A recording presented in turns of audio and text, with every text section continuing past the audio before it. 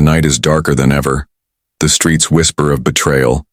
The footsteps of soldiers echo in the distance. And at the center of it all stands the man who carried the hopes of thousands. Season 6 begins where faith collides with fear, where love faces hate, and where the end of one man's journey changes the fate of the world forever. The story opens with silence, broken only by the sound of heavy breathing. Jesus walks slowly through the narrow streets, his robe brushing against the dust of the road.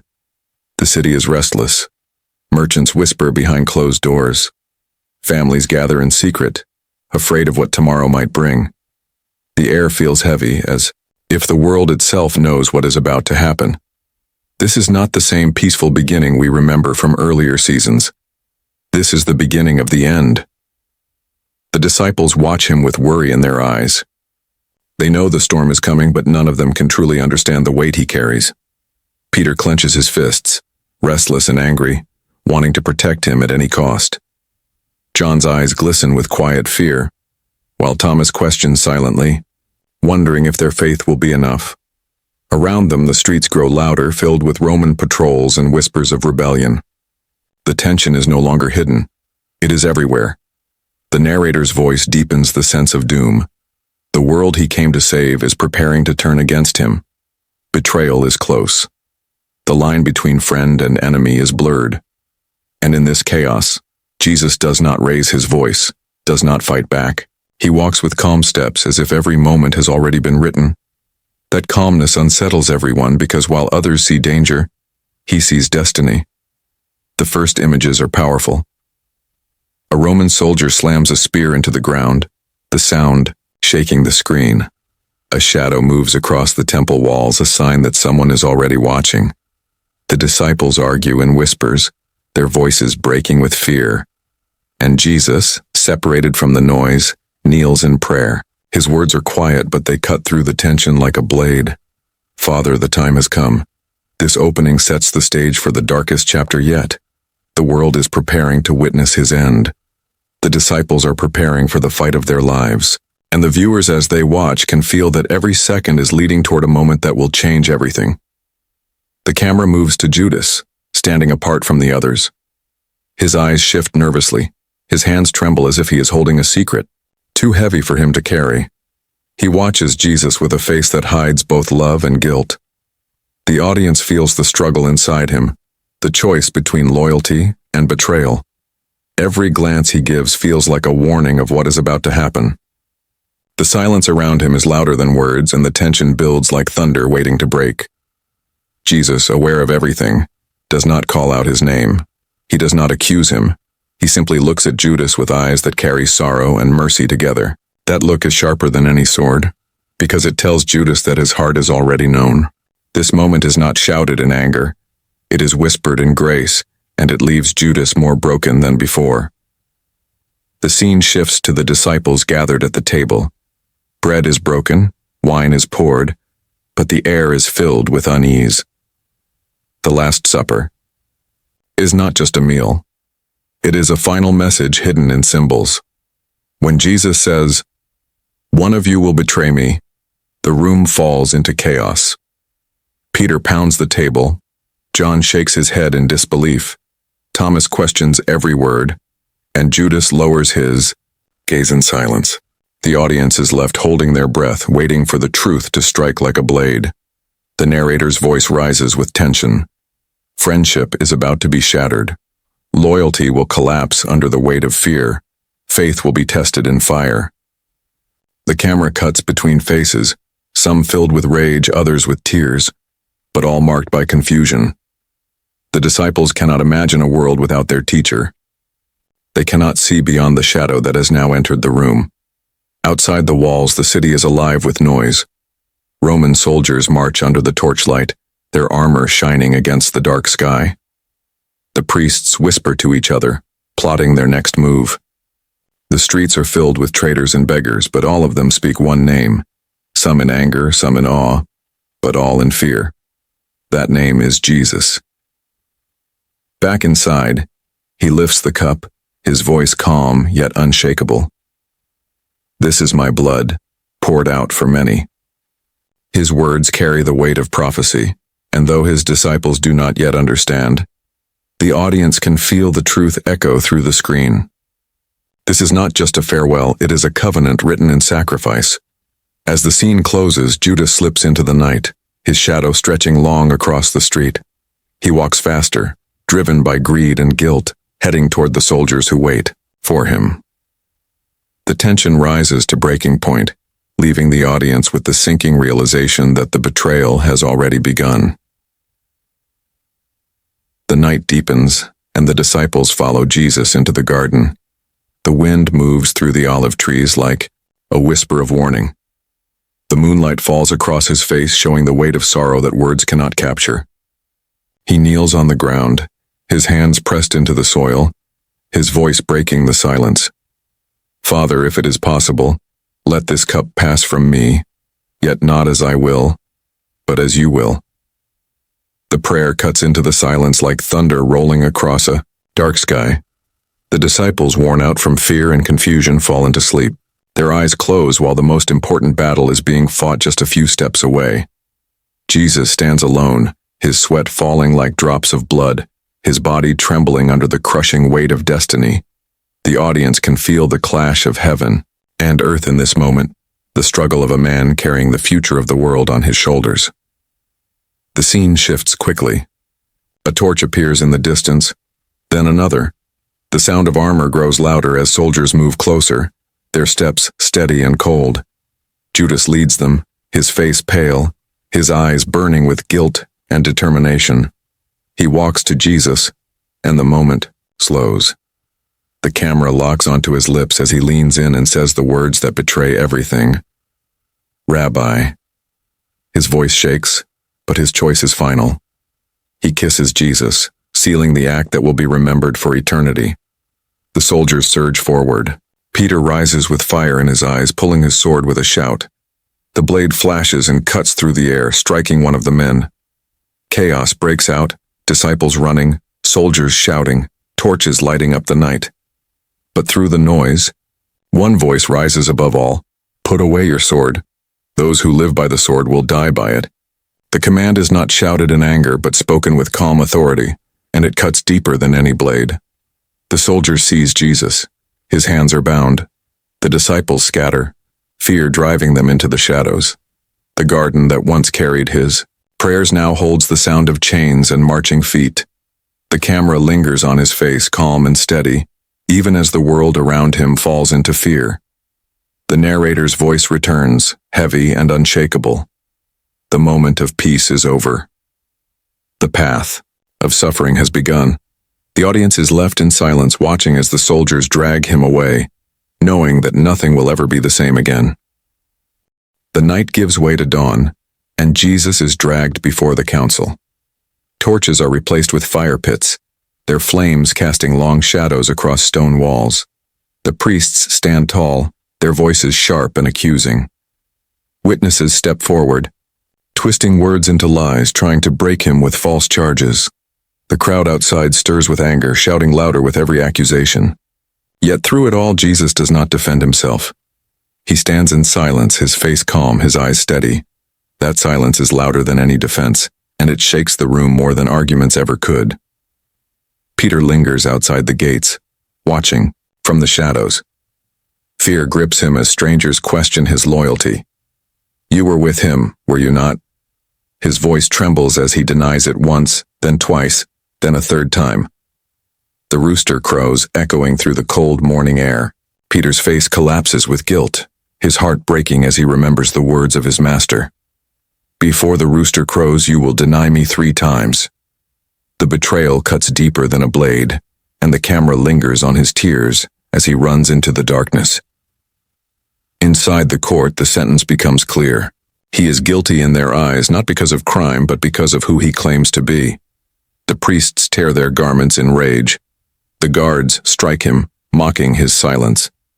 He is handed over to Pilate, the Roman governor, whose face shows both power and fear.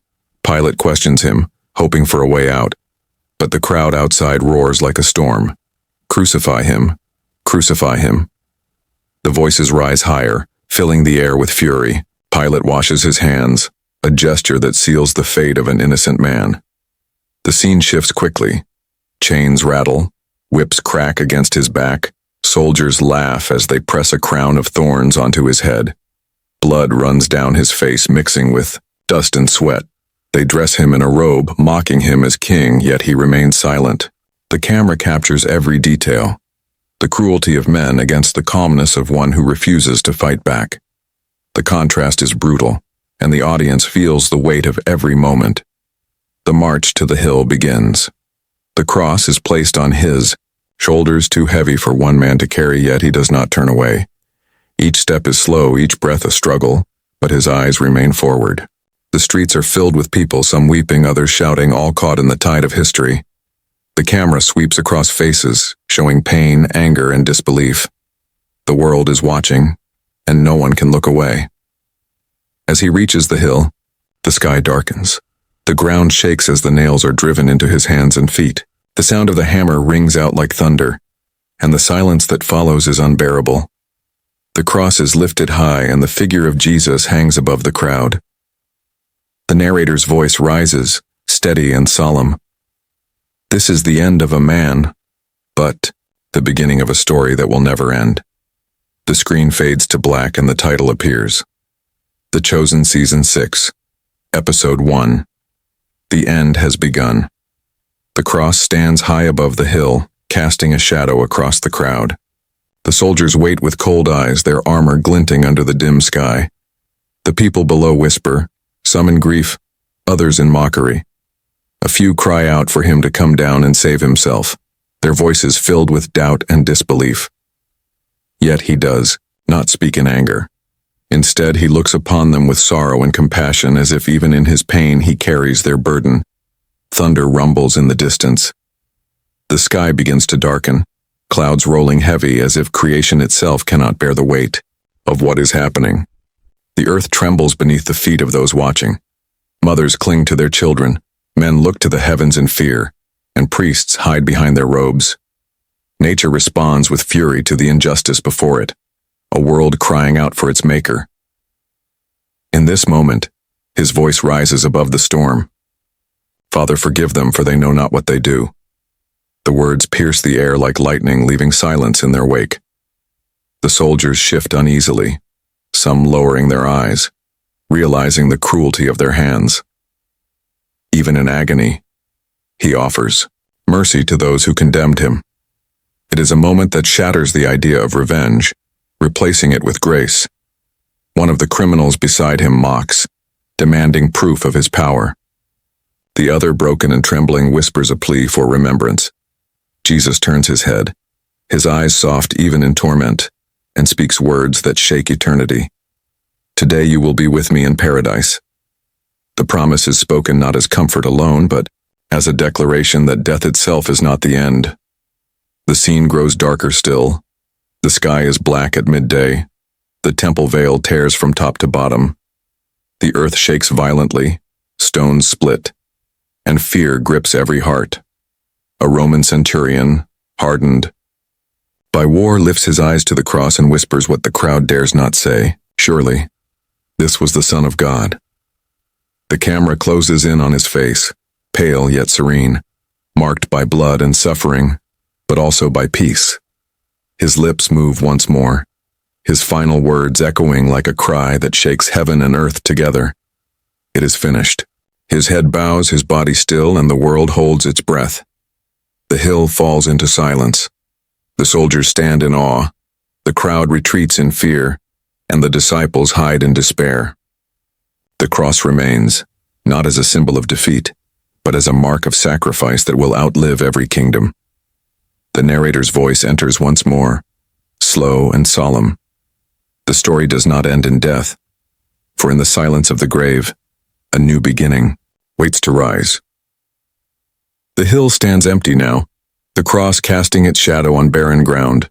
The crowd has scattered, some in fear, some in grief, and some in triumph. The soldiers leave with hardened faces, yet their eyes show unease. The disciples are gone, hidden in darkness, their hearts crushed by the weight of loss.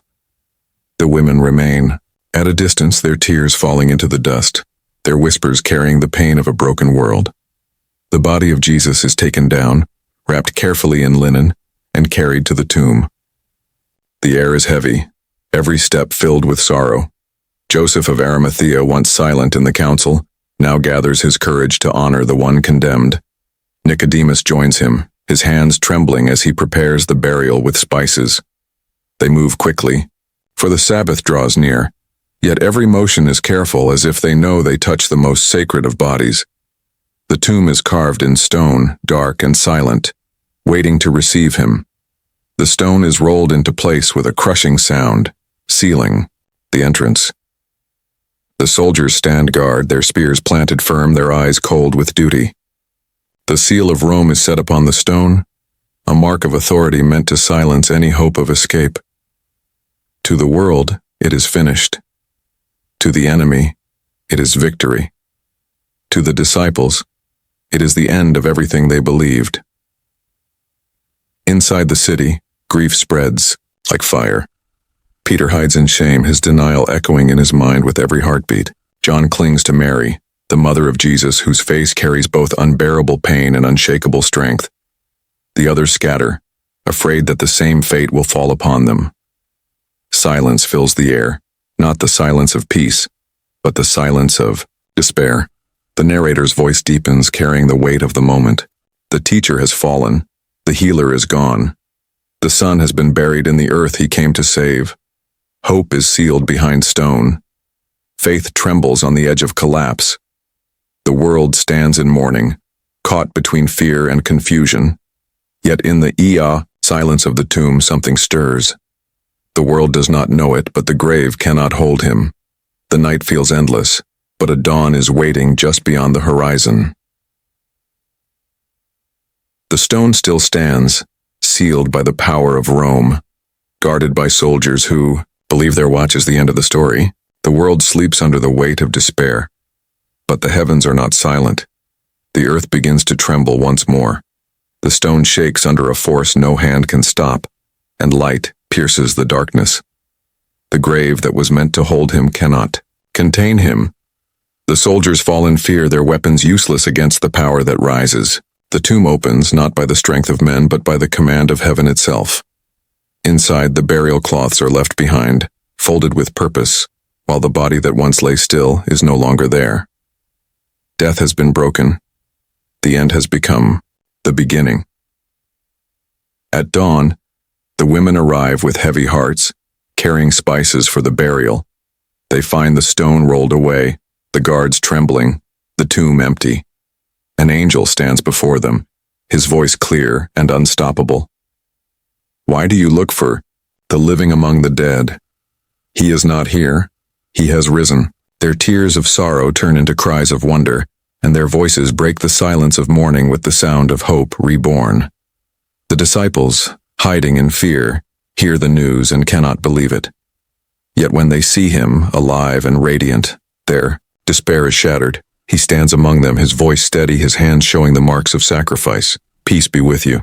Those words heal their broken hearts and ignite a fire that no empire can extinguish.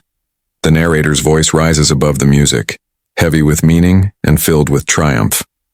This is not the end of the chosen one. This is the victory that changes history. This is the moment when death is defeated, when light breaks the darkness, when hope rises for all eternity. The screen fades to black, the music swells, and the title appears in golden letters. The Chosen, Season 6, Episode 1. The end was only the beginning.